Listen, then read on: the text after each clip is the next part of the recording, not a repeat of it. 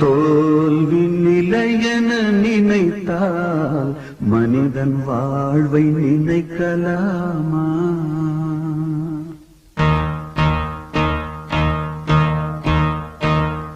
தோல்வி நிலையென நினைத்தால் மனிதன் வாழ்வை நினைக்கலாமா?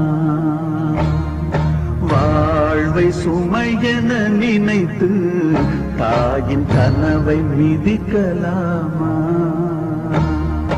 உரிமை இழந்தோம், உடமையும் இழந்தோம், உணர்வை இழக்கலாமா? உணர்வை கொடுத்து உயிராய் வளர்த்த கனவை மறக்கலாமா?